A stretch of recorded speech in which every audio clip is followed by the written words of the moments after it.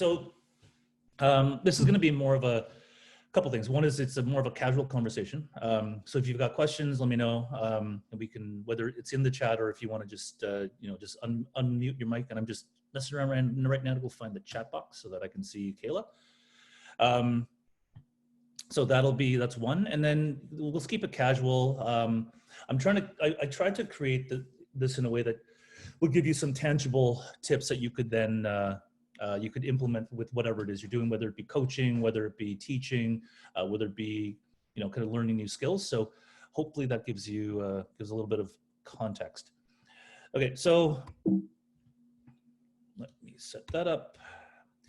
First thing is, we kind of spent some time chatting about it. By the way, I'm just really happy I can include both Yoda and Baby Yoda in a talk.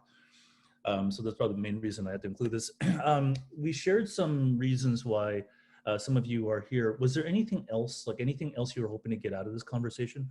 I want to ask so that if there is something that I can try to address it. Anything that, any reason that someone's here that they want to get something out of, but they haven't shared it yet? Nope. Okay. If this generates, if you remember something later on, let me know. So, tell you a little bit about the perspective. Actually, the first thing I want to do is I want to do an icebreaker. Because oftentimes online, especially if we don't know a lot of people, it's a bit impersonal to do something, to be part of a talk or a class or what have you. So in this icebreaker, what any of you who are comfortable doing this will do is you will identify one of these objects and that you identify most with, and let us know why. So for example, I will say that I am the thread and needle, and the reason that I think the thread and needle best describe me is that I'm a connector. So I weave people together, I stitch people together, and that's one of the things that I bring to the table. So does anybody else want to share what object resonates with them? Nafis? I can jump in. My name is Majena. Hi, guys. I'm actually from Kitchener, and I work for the city of Kitchener. And I also assist through the Waterloo Region Small Business Center. Cool. So connecting, I guess, on here, I would say right away the pan. And the reason is it's food related, and my focus is in the food industry. Helping a lot of businesses out. The other one automatically is a chair. I'm a listener. I do a lot of consultations. So that's sort of the two areas I would say that I connect with. Very cool. Thank you for that. Anyone else? I can go. Nick. Oh. Julie. All right. So I identify with the Swiss Army knife. I am a problem solver by nature, and I have a lot of tools and skills that I draw upon depending on the problem and what's required to solve it. And so, yeah, if I need to pull out my corkscrew to solve a particular problem, then I'll do that. If the corkscrew doesn't work, then I'll try something else, like maybe the scissors. In an era of COVID, the corkscrew is very handy. True. Jason. Well, I was actually going to pick the pocket knife as well. And if you're familiar with Clifton Strengths Assessment, I am a restorative, a very high restorative, which means I like to fix things. I always like to have tools at hand. Much to my wife's chagrin, it's hard for me to go into a Lowe's or a Home Depot and not come out with more tools that I have just in case. But relating that to what I do as a coach, I love to be able to provide folks with tools that can help beyond our conversations. And so giving them some resources, I like to have those in my back pocket per se. Very cool. Thank you. Anyone else? I can go. I would probably say Swiss Army as well. I feel like for me, the biggest thing is just, I feel like I want to be there for people. I want to just be whatever they need. So a lot of times, I have what I need, but I think for me, a big focus is just being able to absorb information like a sponge. So if trying to see the sponge on there, but if a sponge was on there, I'd probably be a sponge just trying to absorb information, but then be a Swiss Army in terms of being able to pass that on to people, help the community, and use that as my knowledge base and kind of be a Swiss Army in that way. Cool, thank you. Anyone else? Yes, I'll pick the shovel because so many Swiss Army knives here. It's more like when seeing the direction and kind of okay, trying to make things happen and get it done. So that's people can go through and move right along. That's awesome. When you said shovel, Bonnie, I was like, where are you going to go with this? Are you going to do what you said, or are you going to be like, well, I stand behind the elephant, and that's a whole other connotation. Anyone else? See, I would typically be the Swiss Army knife, but I'm going to try to switch it up a bit. I'm going to go with the pillow, mainly because one of the things that I have started working on is building an empathetic approach to life and a way that I support entrepreneurs. So creating a comfortable, safe, and empathetic environment for entrepreneurs that I engage with is a new thing that I've started. Cool. Thank you. Anyone else want to share? I'm hesitating to put people on the spot. I'll go. Okay. I'll pick the printer because I feel I'm the implementer. When Nafis and David give me the instructions and probably just code the printer, and I'll give them something in real, like the design and everything. I think printer will be the one I choose. Awesome. Anyone else? If Kayla, you wanted to type it, you could totally do that.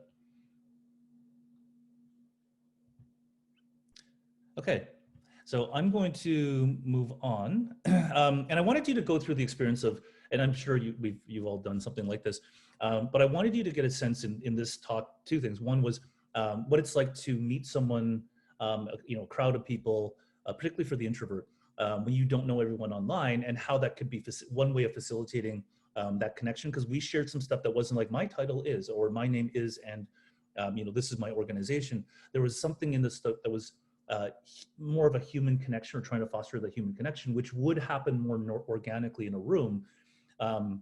But here online, it was something that I wanted to be a little more deliberate about. So I wanted you to experience it in the context of, a webinar, a chat, something that maybe, typically you wouldn't experience, but I wanted to start with that. Also, I want to reinforce that this is not about me being a talking head. It's more like, let's have some conversation, get to know each other, expand our own networks. So real quick about me, since 2015, I've been running Y2 Entrepreneurship Labs that Serena talked about. Prior to COVID, I'd instructed about 1,800 students, and we worked with, as Serena said, students between grades 6 to 12. So I've worked with about 1,800, and then, COVID hit because it's 2020. And since then, I pivoted to an online program, which I'll get into in a little more detail. And in that process, I've worked with another 700 students and counting. And I've worked, the style I tend to work with as far as online isn't just like a recorded asynchronous video. There's much more interactivity that I do, and I'll get into some of that, which I found has been pretty helpful, which is why I wanted to share it. Second thing that I've done in the online space, is that I co-designed an online program for 600 high school students, all grade 11 going into grade 12, and they designed an experiment that was going to be launched into space. And so in addition to the experiment itself, I designed a lot of the materials that facilitators who would be working directly with the youth would be using. And I've also done some programming with Seneca, as Serena mentioned, as well as with a couple of summer company programs in York region. Now, the thing for me, which I didn't think it was going to turn into anything, but really, I'll kind of allude to the lesson. My whole journey online started with Instagram, meaning that when I had the problem-based learning program that I created was a 10-module thing, about 40 minutes per module, and it was designed to be in person. And I started thinking around January, February, because I'm trying to work with students, what might a problem-based learning program look like if I delivered it on Instagram, so in 55-second videos? And it was such a ridiculous question that I was like, yeah, maybe I'll figure it out later. And then COVID, and I was like, this is bad, because this was during March break. So it was like the Tuesday of March break where I went, I don't know if this COVID thing's going to go away. And obviously seeing as that we're doing this where we are, that wasn't a bad assessment. And I started thinking, okay, well, if I was thinking of going online, do I just take what I did develop with the 10 modules and the 40-minute sessions and just plop them online? Which honestly, I was like, it's going to kill me to watch this, because watching 40 minutes of me talking would just decimate me and I would fall asleep. So the paradigm, the mindset of, okay, what would this look like if I were to deliver it on Instagram? So 55-second videos. What would that look like? How could that be, how could I adjust the delivery, the content and whatever? Maybe it's not 10 sessions, maybe it's 20, but they're all 55 seconds. It was such a ridiculous way of looking at how to deliver content that it helped me shave away a lot of the unnecessary fluff that I had in the 10 sessions, the 40-minute modules. It helped me get to the point. And it also helped me start thinking about how to sequence content in a way that would build on each other, and I'll get into that. So for me, Instagram really was the framing that made me go, okay, I need to stop thinking about online as a transposition of in-person and more of a completely different medium. So when I started, and in the past couple of years when I thought about going online, I thought that online was bad. So for me, it's very binary, that online sucked and in-person was much better. But I've learned since then that online it's different, and it's not, to design an online, a copycat version online as an in-person is a bad idea. So that was one big thing for me. So there are a few things when I talk about online that I want to clarify. So one thing is there's differing degrees of online for me. If I have a large group of 40, 50, 600 students, having everyone in the same Meet room, Zoom room, whatever you want to call it, I call that super synchronous. So everybody is together. Breakout rooms where you might have groups of 4 or 5 meeting, it's still synchronous. So we're still meeting, together at the same time, but they're much smaller. So for me, I've designated those or differentiated them by calling them breakout. And then asynchronous is where someone goes off and does, watches their video, reads their article, do whatever they're doing without others present.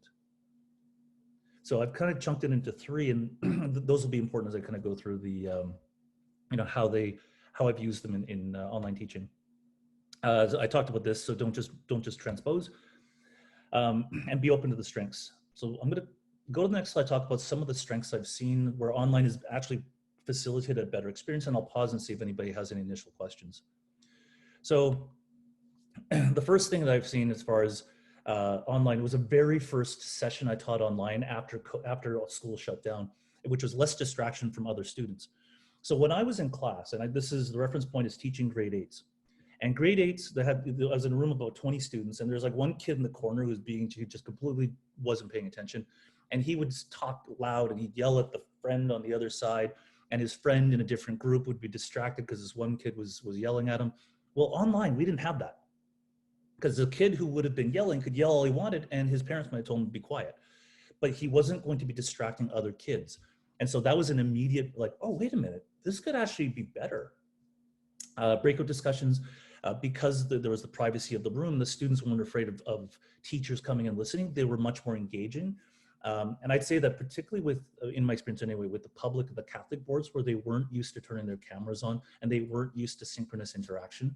The students I worked with, particularly over the summer in the Catholic board, were so happy to have breakout rooms so they could finally turn on their cameras, unmute their mics, and get to talk to people, which they didn't have because they were locked down and so forth. So that was a great experience for them. Creative deliverables. Typically, when I did my stuff in person, the final presentation would be a group would stand up and they would do some Dragon's Den-ish presentation. Well, online, now we have all these different varieties and opportunities to be creative, and I'll get into that in a little bit.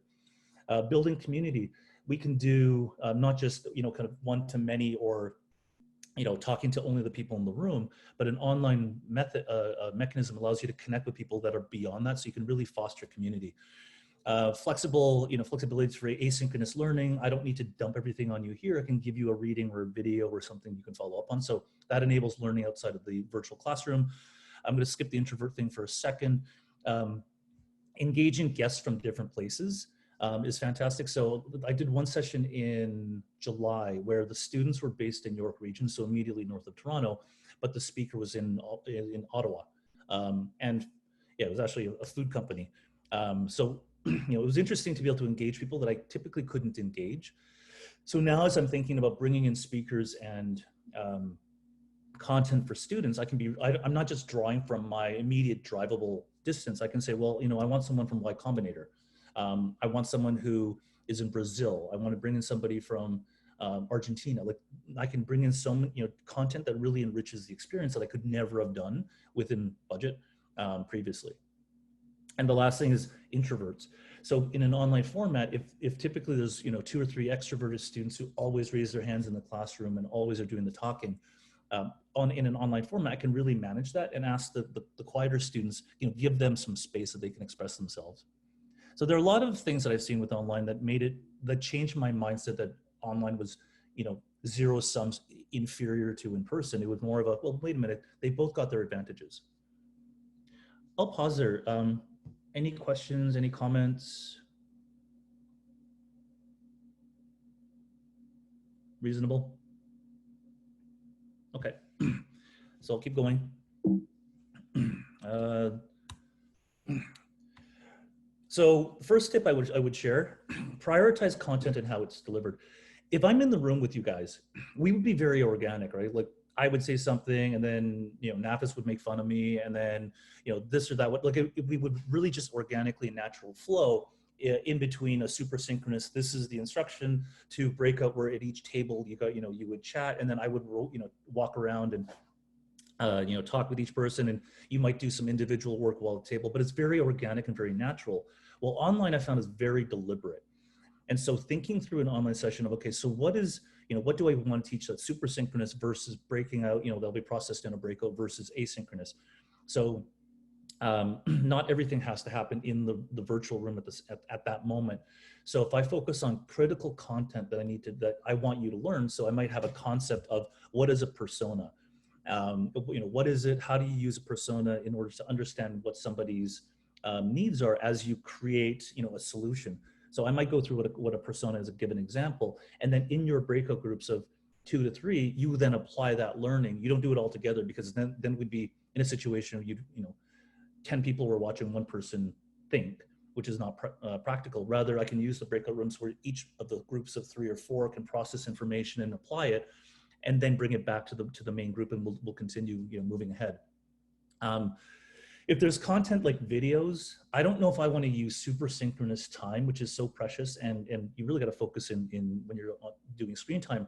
I don't know if I want to use that to watch a video, to ask everybody to watch the same video at the same time. That's not the best use of everybody's time, and specifically super synchronous time. So I would then, if there's content that I want someone to read it or view ahead of time, I'll assign that ahead of time. If it's a follow-up to the session, I'll give it to them afterwards. Here's the link as homework, go look at this. But if it's not critical to the delivery of that content at that very moment, then it can wait. Any questions about that? Is this helpful? Interesting? Thumbs up, thumbs down? Lucas, I have a question. How do you deal with folks who haven't done the research ahead of time? If they've not done the research, if it's critical to the learning, I'll make sure there's time baked into the agenda for them to do the critical amount of work.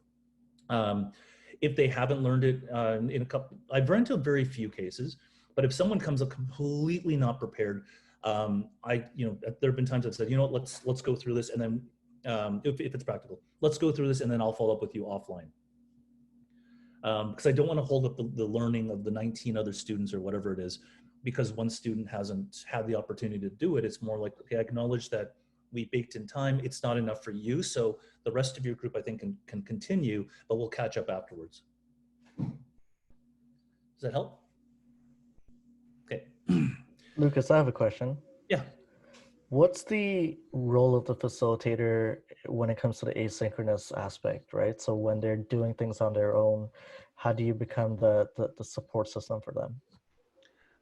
I typically, so one is to say, here are the 3 things that you should have read, viewed, whatever, by, reflected on or whatever by the next session. So being clear of the assignment and when it's due is one. I think that the next thing is, if there are any questions from the student, being available to answer via email, via chat, like setting whatever boundaries are appropriate have been helpful. But it's really, at that point, there's a lot of trust in that the student will do the work they need to, and enabling them to have access to whatever they need. But as a facilitator, I wouldn't, if someone shows up, they're not prepared, it's not a reflection on the facilitator, it's the student has made the ultimate choice. So I'd say that it's, making sure the students know when, what's expected by when and where they need to go for the information. And then to Jason's question, holding them accountable without necessarily being, whacking them with a stick. If they don't actually do it, it's finding different ways to help enable them. Okay. And by the way, if anyone isn't comfortable asking questions on mic, obviously, I've got the chat window up open here, so I'm good to respond to that as well. Okay, so how to prioritize content. Questions that I'll ask myself, and I kind of did it here, even was like, the first question is, what content needs to be delivered to everybody?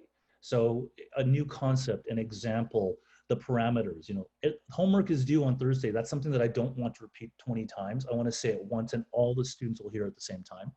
Or if there's a concept that's critical to them moving their project ahead, then I want to deliver that online. So what content has to be delivered or best delivered to everybody at the same time? So they can hear the concept, they can hear the questions, they can understand the example, and they're hearing it all together. Then there's some information that's better processed in smaller groups, and that would be, okay, for our project, we want to build an app that connects startups with local resources that help entrepreneurs. Well, if I'm thinking about how I would use a persona for my particular group's project, I don't need everyone to listen to it. So that kind of processing and application of a concept takes place better in the individual breakout. So I'll schedule that for the breakout. And then again, what stuff doesn't need anyone around? What stuff is optional? What stuff is for anyone who wants extra background? If it's not essential to the learning and the application of learning, I typically strip that out and call that asynchronous. So it's less of a rich experience. Back to Jason, your question. It's a less rich experience if the students don't complete the asynchronous, but it's not critical to the path. And if it is, then I'll make it clear to them. In some cases, I've scheduled asynchronous time. I'll show you an example of where I've done over a multi-day program where there is time set aside for students to do what they need to do, including asynchronous. But if it's that important, I'll be very clear that, hey, you've got this time. That's another tactic. And then the last thing is, what tools are helpful? When I started the problem-based learning program, I kind of was like, yeah, if I'm in the classroom, I can work with the students. But I realized in a classroom, having some structure of what a business model canvas might look like, what are the key things that need to be included in a persona, what are those things? And setting those out in workbooks was really helpful. The importance of having that was even more important online. And it actually took away some of the requirement for manpower. And I'll give you an example. In early July, I ran a session for 125 students, which scared the crap out of me when the school board asked me to do it. And I was like, of course, for things that scare the crap out of me, I'm like, yeah, I'll do it.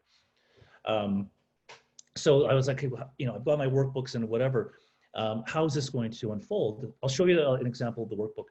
But the workbook, so it was the support for the students was a combination of me giving instruction example, like the super synchronous thing. And then their teachers would be monitoring three or four break rooms. So the teachers and I worked together to make sure they were prepared to know what they were looking for. But when the students were working with each other, having the workbooks in a Google format, Google Doc, Google Sheet, slides, which really helped them structure their thinking without telling them what to think. So it wasn't multiple choice. It was more like, what does your persona need most? And there was a box and they just had to type in their answer. It was very clear what they were answering, even though it wasn't me prescribing the answer. So having structure at the individual student level where it guided their thinking without telling them what to think was incredibly helpful. And the teachers didn't need to worry about, hey, did group 3 work on, what was the persona's top need? They knew that they were going to answer it. The students were going to answer it, so the teachers could really focus more on helping the process, the thought process, rather than getting into the content. Any questions about that? And it may seem straightforward, but I found for me just being very deliberate about, okay, what has to be everyone, what's better done, in small groups, what's done better individually. Like prioritizing that content wasn't something that I would do in person, but it became something very helpful when I was very deliberate about it. So then balancing instructions, versus breakout. So like I said earlier, breakout groups, especially for students who are really used to the experience in the spring where teachers would dump an assignment on whatever it was on Edsby or OneNote or whatever. The student would come pick it up. They'd finish their assignment, dump it back. Teacher would pick it up, mark it, dump in the mark. So the experience for a lot of students was very, the education experience was not really that interactive in the spring. So I found, I came in, I'm like, hey, you're going to talk to each other, and that was huge. So the engagement, the animation of the conversations was great. And I heard more than a few teachers say that for their students, the breakout room experience was what made it valuable for them. They really enjoyed being able to talk to people again. So I think that's probably that mirrors adults as well. That we're so used to, we miss the interpersonal contact, and it's really intimidating to unmute and go on camera in front of like 40, 50 people because you don't want to look like an idiot or commandeer the time. But in breakouts, you really have that. It's that really nice environment where you can talk to each other. So I tend to rely on breakouts quite a bit. The pattern that I tend to follow is I'll do super synchronous instruction plus example for like 10 minutes. Here's a persona. This is why we use it. This is here 2 examples. And then I'll say like, go to your breakouts for 20 minutes. So I tend to do almost a 1-to-2 ratio where the students have more time to goof off and do their thing and do the work. And I would say 95, 96% of the time, the work is done without me having to chase after them. So there's always a handful of people that don't, but the majority of the students have gotten the work done despite minimal supervision. And it really is like, as long as the guidance is there in the workbook or whatever, the students have been great about getting the work done and felt socially comfortable because they get to chat with their group. When I do sessions, online sessions, compared to in person, and Dave and Naf, like, you guys may remember, like when I would do sessions at Y-Space, it'd be like 6-7 hours. Like that's ridiculous in person. So I try to keep it to 1 to 2 hours. And again, I'll show you an example agenda. Where there's enough content that I want to do more than a couple of hours, I'll try to chunk it up and do 1 in the morning, 1 in the afternoon. And Jason, to your earlier question, again, I'll be really clear, like, before you show up to this session, you really need to read or do or have completed X if it's critical to the learning path. With that example, actually, I've had a few examples where as students groups do their presentations, I'll have like 7 or 8 or 20 or like a lot of presentations. And it's as bad as it is to sit in a room and listen to 15 presentations, it's even worse online. So I've started dividing up and creating like, cohort 1 will come in and 7 teams will present, and then they'll leave and cohort 2 will come in and the next 7 will present theirs. So even though the benefit isn't that the students get to listen to everyone else's presentations, their sanity tends to be preserved a bit better because they have the option to listen to all 14 presentations as opposed to being required to. And when I've done that, I've seen students join for the entire, the entirety, not just their own cohort. But breaking them into subgroups really helps the students feel like they're in control of how much screen time they're gonna go through. Any questions? Okay. So here's an example of a 2-day session. These 2 days would typically in person have taken up one 6-hour session, but as you can see, I've chunked this up. So each of these shows a 2-hour window. For the first one, and this is something I did on obviously July 8. So the first piece is, well, this was an event I did with the Catholic board. So there's prayer in there. We did an icebreaker, very similar to what you did. And so the next thing at 10:20, the community partner was a business based in Ottawa, and she shared an overview of her business, and she shared a few challenges that she was going through. And this was something that the students were going to solve. So she had about 25 minutes to share her challenges. And for those of you who are curious, Backcountry Walk is the name. So Dave, especially, and Naf and Serena may be familiar. So they, the person would share their challenges, and then they would leave. And so for the next 15 minutes, the individual student groups of 4 would pick one of the challenges that was shared by the business. I would do some instruction on what a persona is. They go away to their breakout, as you can see on the right-hand side. They come back, we do a brainstorm thing together. They go away, they pick one solution they want to work with, and then to wrap up, we went through what to expect on the second day. On the second day, as you can see, we opened again with prayer and the agenda, and you can see group A versus group B. That's what I was saying earlier. I think there were 7 or 8 groups per or student groups per A and B. So I didn't want them all having to listen to all 15 other presentations. So I divided them, and you can see the agenda is the same for both. But you know, the students had to listen to fewer presentations. So we did some prep, which was the students having the opportunity to open up their slides and open their prototype and decide how they're going to field questions and do all that last minute stuff that you would do. And if you were in person, you just kind of like, you know, do it on the fly. But online, it's very difficult. So I gave them time to think about, how are you going to field questions? If you're in a room together, someone asks a question, you can kind of eyeball each other and be like, fine, you know, Dave's going to answer the question. But in the way we are right now, it's really hard. So I gave them time to figure that out. And then for 40 minutes, they shared their solutions and then we wrapped. So that's an example of a 2-day session that kind of alternated between breakout and super synchronous. Any questions about that? Okay. So this is a program, Serena mentioned the Seneca College Summer Institute. So this is a program that took place over 6 days. The point that I'm trying to show here is that anything in orange was either synchronous or super synchronous or breakout. So we had them all together from on the Monday, let's say Monday the 17th, we had them from 10 to 10:45. And that's where we would alternate between, here's a big thing and here's some breakout time and big thing and breakout time. The stuff in white was like, here's the things you should probably be working on. So on the first day, you should do the icebreaker. You should, pick one of the problems that South Lake Hospital shared and that you want to work on. But if you want to eat lunch, go eat lunch. If you want to go for a run, go for a run. I don't care.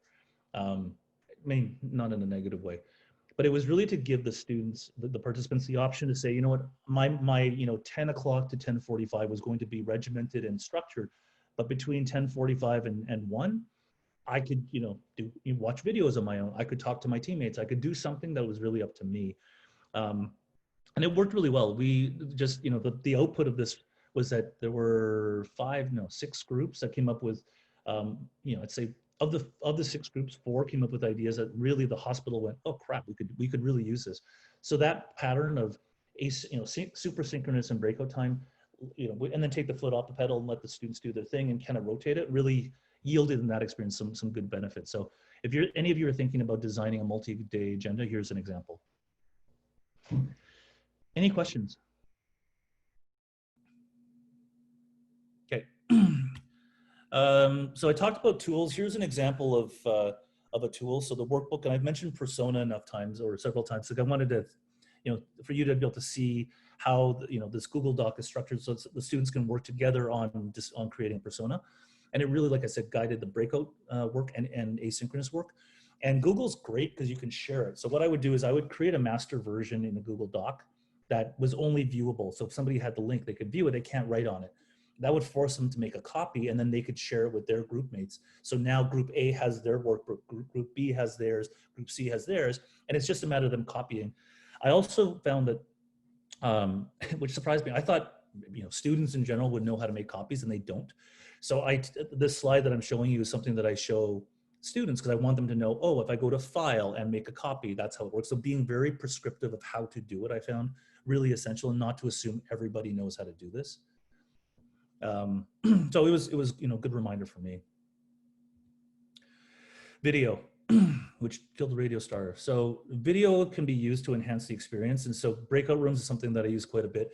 There's some nuances between the different technologies. So Google Meet, if I set up a Google Meet in Google Calendar, then anybody can join it at whatever time. If I'm a teacher and I create a Google Meet inside Google Classroom, the teacher has to be present to open up. So think of a metaphor for a school that has, the classroom with a key. The teacher has to be there to open up the room. So for a learning environment where you want multiple meet rooms open at the same time without you having to go to each one, don't create it through Classroom because you have to be there to open up the room, which was a lesson I learned kind of on the fly. And it was an interesting lesson to be learning on the fly when I had 30 students trying to figure out how to meet. So life lesson. Microsoft Teams. So if you are a teacher or you deal with education systems, typically Google Meet or Microsoft Teams are the 2 more common technologies that I've used. And again, in Teams, unlike in Google where you have to create different meet rooms, in Microsoft Teams you can create channels. And this, you can see here, like PBL 54132. The students can kind of go between their breakout room and the main room. So it's a very seamless experience between breakout and main, and then I can drop by and visit. With Google Meet, it's clunkier, but it's still doable. And if you are using Google Meet, there's an extension called Mute, which allows you to be in multiple rooms, but you're muting if you're not in a room, you can mute your own microphone. They can't hear you, but you can still hear them, which can be distracting. So the Google sort of the mute extension allows you to mute the room without them disrupting their conversation. Zoom, breakout rooms can be created on the fly. So if you're the host of a Zoom meet, you can either pre-assign people to breakout rooms, or just, you can just do them randomly. So I did a thing on Zoom like 2 weeks ago with about 30 people. And what I wanted was more of a social thing. So I wanted people to be able to interact, but meet with different people. So every like 5 minutes, I randomly generated a breakout room and assigned them. And so people could meet with different people. So, each of the different video conferencing platforms has a different wrinkle as far as breakout rooms. So get to know it and you can use it to your advantage. When I'm running breakout rooms, I'll visit just to see what students are up to and answer any questions they may have. Like we're doing with this session, you can also record it so that anyone who misses the video can go and watch it later. So asynchronous review is helpful. And I've done that with sessions that are particularly important for students who, and if I've got a few missing, which happened to me over the summer, recording was really helpful.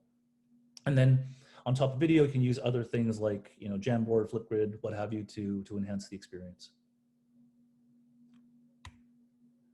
I mentioned deliverables can take place on online. So again, in a room, if you're all together, typically it's stand up and do a Dragon's Den thing.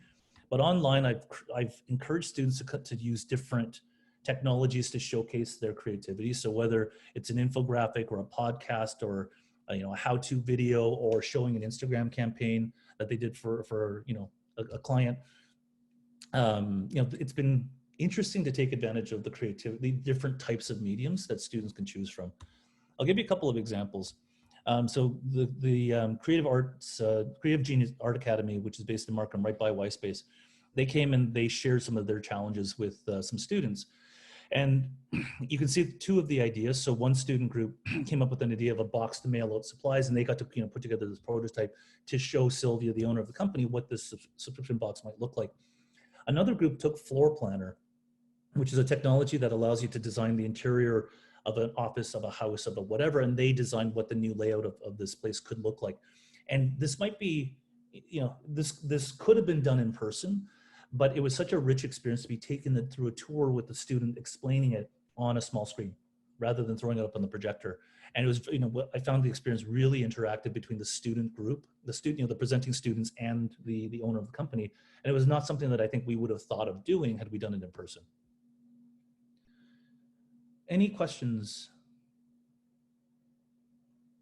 Okay, so I've got a couple more slides and we're done. So some of you are students or have kids who are going through this, and so you're on the parental side of things. So I want to share a few tips that I've observed, and this isn't necessarily my, I work with students as the instructor, not as the parent behind the scenes. I work with my kids, but this is more just things that I've seen more anecdotally. So the first thing is,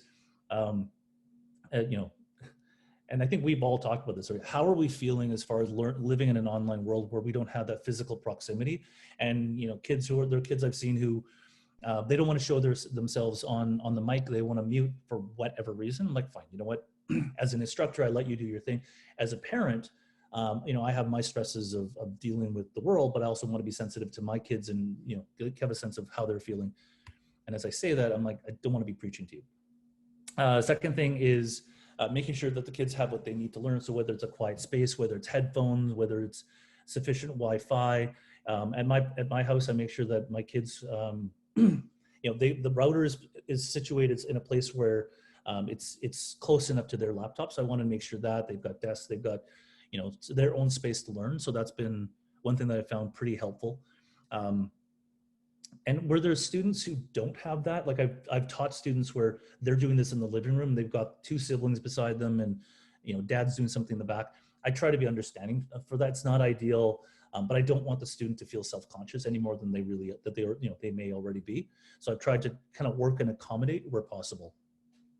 As a parent, make sure, if and this is kind of the first sub-bullet and the last one are related. So talking to the teacher and understanding what assignments and learnings and whatever are coming, and you can support the child from home, realizing that, many parents do work. So that's not time-wise, it may not be an option for parents to spend a ton of time with their kids, but if possible, maintain, talk to the teacher, know what's coming, hold the child accountable, ask how things are going. So that's what the check-ins are. And then finally, balancing experiences. Okay, I just did this with some students when I finished the class at 3:10.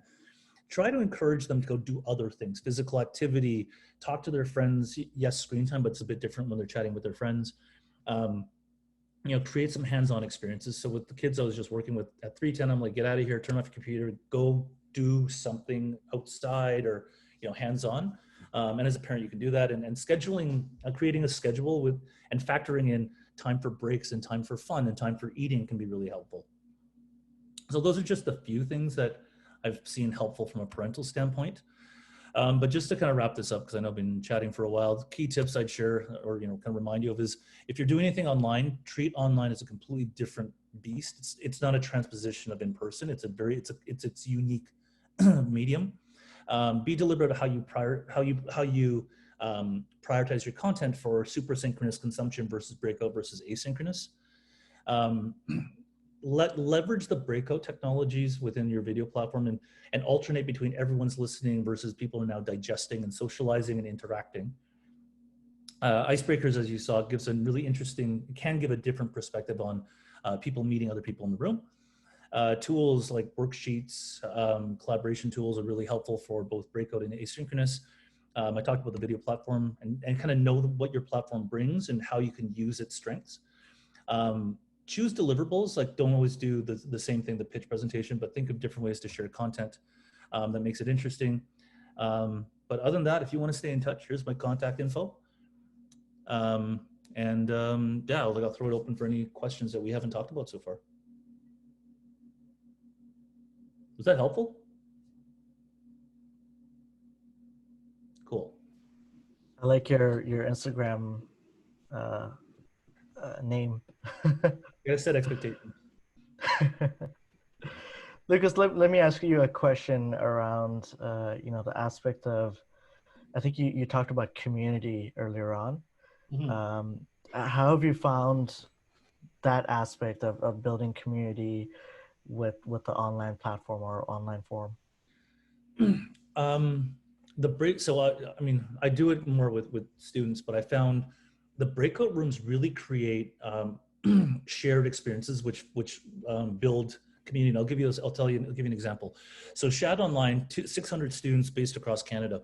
And one of the questions we had was, okay, we have this in-person thing where what ends up happening. So Shad is a month-long program where students from across Canada in high school will go to one of 19 university campuses and they will do stuff. And then they're like, best friends with everybody when they leave.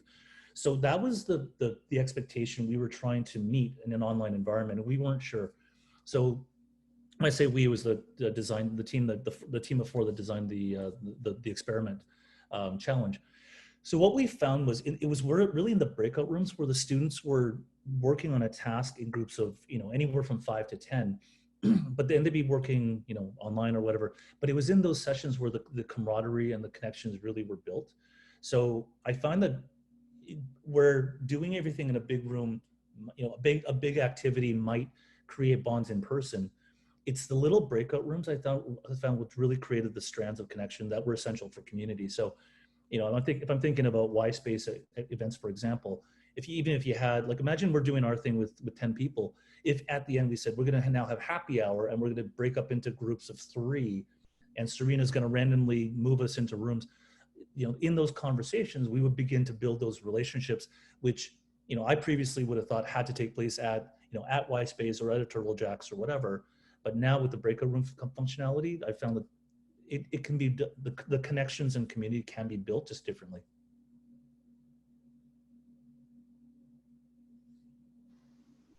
Any other questions?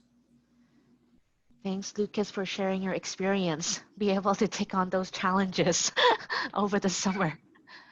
I'm curious with the lesson planning. Yep. So let's say just one modules.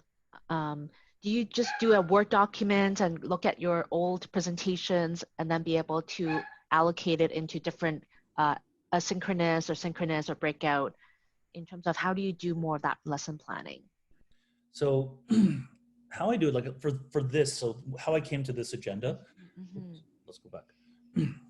Actually, let's go to this. So this would have been like a 10 module thing. So what I did was, what are the, for each of the 10 modules, what are the essential things I wanted someone to take away? And prioritizing that was the first step. So just visually imagine like you'd have like, I'd have a column of all the things I wanted someone to learn. And then the next column would be like, which ones are essential? And then I'd say, okay, well, how much time does someone need to process that each of the essential items? So in this agenda, for example, on the Monday, the 17th in the afternoon, developing a persona and reflecting on top needs was something that when I did it in person, I would give more time to. So I wanted to make sure that we didn't rush it. So I gave them not just the instructional time from 1 to 1:30, but also the stuff in the app, the additional time to work asynchronously or a breakout afterwards. So I think I took a look at the full plan and said, you know, first I'll prioritize what was critical, like what had to be included in a platform that was where time was more precious, and then how much time did they need, and that helped me schedule what was set, you know, session 1 versus session 2. Does that help, Bonnie? That's great. Thank you. Any other questions? So if you have questions that come to you later, like definitely stay in touch. My contact info is here again. But I do want to be, after all my yapping about time, I do want to respect your time. So if you think of something later, let me know, reach out to me at any of these links or through Serena and Athos. Other than that, thank you for the opportunity. Thank you for investing, you know, giving me a chance to spend some time with you and for trusting me enough to give me your time.